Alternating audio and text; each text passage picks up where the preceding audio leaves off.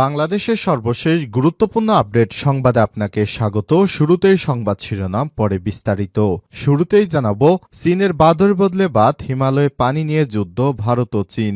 সবচেয়ে বেশি ক্ষতিগ্রস্ত হবে বাংলাদেশ।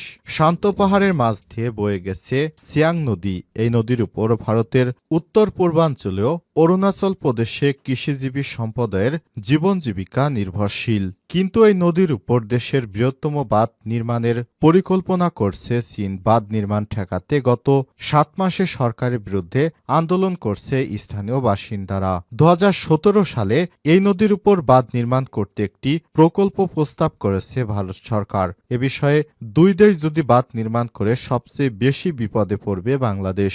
বাংলাদেশে ব্রহ্মপুত্র এই নদ শুকিয়ে যাওয়ার সম্ভাবনা। এতে বাংলাদেশে ভয়ঙ্কর বিপর্যয় নেমে আসবে। এ বিষয়ে গুরুত্বপূর্ণ সংবাদ জানাবো, সঙ্গেই থাকুন। এরপর জানাবো, বাংলা একাডেমি পুরস্কারের জন্য ঘোষিত নামের তালিকা স্থগিত। সাহিত্যের বিভিন্ন ক্ষেত্রে অবদানের জন্য স্বীকৃতি হিসেবে বাংলাদেশি বাংলা একাডেমি সাহিত্য পুরস্কার 2024-এর জন্য ঘোষিত নামের তালিকা স্থগিত করা হয়েছে।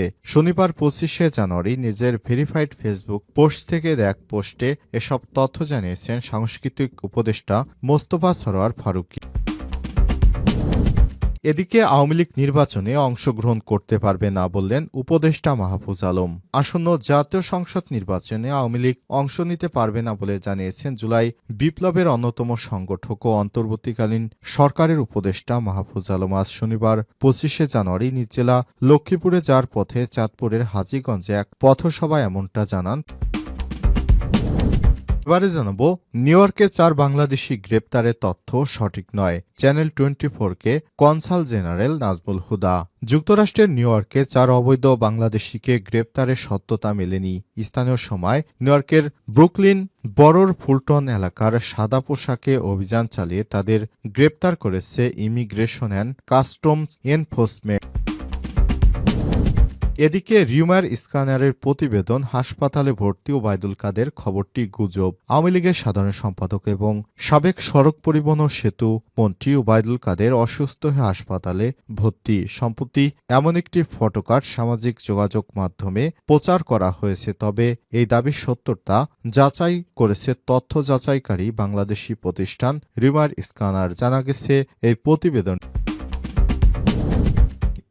এবং সর্বশেষ জানাবো, বিমানে জরুরি অবতরণের সময় গুরুতর আহত 6, অল্পের জন্য বেঁচে যান 245 জন আরোহী। ইউনাইটেড এয়ারলাইন্সের ফ্লাইটে ভয়াবহ পরিস্থিতি সৃষ্টি হয়। প্রযুক্তিগত ত্রুটির কারণে ফ্লাইটটিকে নাইজেরিয়ার লাগোসের মুলতারা মোহাম্মদ আন্তর্জাতিক বিমানবন্দরে জরুরি অবতরণ করতে বাধ্য হয় পাইলট। বোয়িং 787-8 ড্রিমলাইনারটি মূলত ওয়াশিংটন ডালাস আন্তর্জাতিক বিমানবন্দরের উদ্দেশ্যে যাত্রা করছিল। বিমানে 245 জন যাত্রী, 8 জন ফ্লাইট অ্যাটেন্ডেন্ট এবং 3 জন পাইলট ছিলেন। খবর দা হিন্দুস্তান টাইমসের। প্রিয় দর্শক, এতক্ষণ শুনছিলেন সংবাদ শিরোনাম, এবারে বিস্তারিত।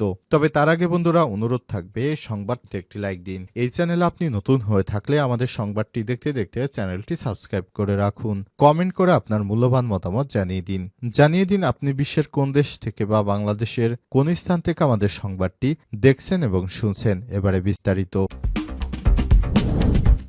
বাঁধের বদলে বাঁধ, হিমালয়ে পানি নিয়ে যুদ্ধে ভারত ও চীন। সবচেয়ে ক্ষতি হবে বাংলাদেশের। শান্ত পাহাড়ের মাঝ দিয়ে বয়ে গেছে সিয়াং নদী, যার বাংলাদেশে এই নদীর নাম ব্রহ্মপুত্র।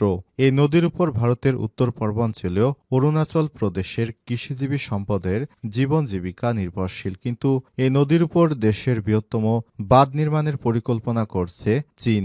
বাঁধ নির্মাণ ঠেকাতে গত মাসে সরকারের বিরুদ্ধে আন্দোলনও করছে স্থানীয় আদিবাসীরা। 2017 সালে এই নদীর উপর বাঁধ নির্মাণ করতে একটি প্রকল্প প্রস্তাব করে ভারত সরকার। বর্তমান কর্মকর্তারা এটির বাস্তবতা জরিপ চালাচ্ছে। $13.2 বিলিয়ন সিয়াং অপার মাল্টিপার্স প্রজেক্টে একটি জলাধার তৈরি করবে। এটি 9 বিলিয়ন ঘনমিটার পানি ধারণ করতে সক্ষম। কাজ সম্পূর্ণ হলে 11,000 মেগাওয়াট বিদ্যুৎ উৎপাদন করবে, যা ভারতের অন্য কোনো জলবিদ্যুৎ প্রকল্পের চেয়ে বেশি। তবে স্থানীয়রা সতর্ক করে বলেছে, এই বাঁধ নির্মাণ হলে অন্তত ২০টি গ্রাম ডুবে যাবে এবং প্রায় ২ ডজন গ্রাম আংশিকভাবে ডুবে যাবে, ফলে হাজার হাজার বাসিন্দা তাদের ঘরবাড়ি হারাবে।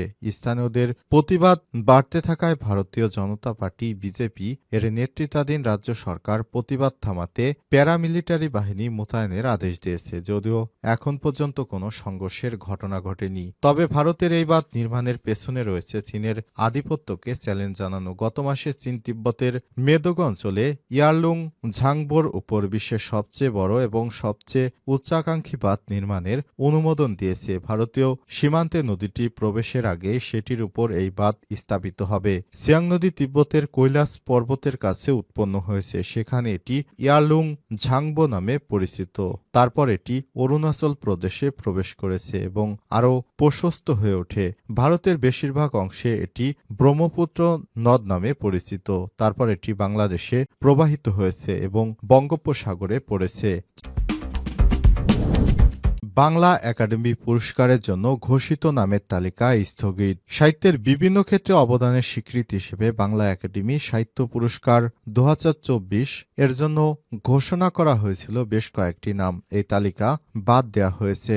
আজ নিজের ভেরিফাইড ফেসবুক পোস্টে এসব তথ্য জানিয়েছেন সাংস্কৃতিক উপদেষ্টা মোস্তফা সরোয়ার ফারুকী। পোস্টে তিনি লিখেছেন, বাংলা একাডেমি পুরস্কারের জন্য ঘোষিত নামের তালিকা স্থগিত করা হয়েছে। পাশাপাশি এটাও বলা প্রয়োজন যে আজব নীতিমালা এ ধরনের উদ্ভট ও কোটারি পুরস্কারের সুযোগ করে দেয়, সেগুলো দ্রুত রিভিউ করে আমাদের প্রথম কাজ এগুলো বাদ দেয়া। পাশাপাশি বাংলা একাডেমি কিভাবে পরিচালিত হবে, কোন সব নীতিমালা চলবে, এই সব কিছু দেখতে হবে। একাডেমির আমূল সংস্কারের দিকে আমরা যাব। এখন দেশে সংস্কার হবে, বাংলা একাডেমির সংস্কার কেন নয়? এর আগে বৃহস্পতিবার ২৩শে জানুয়ারি বাংলা একাডেমি থেকে বিজ্ঞপ্তিতে বাংলা একাডেমির সাহিত্য পুরস্কার ২০২৪ জন্য মনোনীত ১০ জনের নামের তালিকা প্রকাশ করা হয়। বাংলা একাডেমি পুরস্কারের জন্য মনোনীত ওই ১০ জন ছিলেন প্রবন্ধ গদ্যে সলিমুল্লাহ খান, কবিতায় মাসুদ খান, কথা সাহিত্যে সেলিম মোর্শেদ, নাটক ও নাট্য সাহিত্যে সুভাষিস সিনহা, শিশু সাহিত্যে ফারুক নেওয়াজ, অনুবাদে জি.এইচ. হাবিব, গবেষণায় মোহাম্মদ শাহজান মিয়া, বিজ্ঞানে রেজাউর রহমান, প্রযুক্তি মুক্তিযুদ্ধ মোহাম্মদ হান্নান এবং ফোকলোরে সৈয়দ জামিল আহমেদ। আওয়ামী লীগ নির্বাচনে অংশগ্রহণ করতে পারবে না মাহফুজ আলম। আসন্ন জাতীয় সংসদ নির্বাচনে আওয়ামী লীগ অংশ নিতে পারবে না বলে জানিয়েছেন উপদেষ্টা মাহফুজ আলম। আজ নিজ এলাকা লক্ষ্মীপুরে যার পথে চাঁদপুরের হাজীগঞ্জে এক পথসভায় এমনটা জানান তিনি।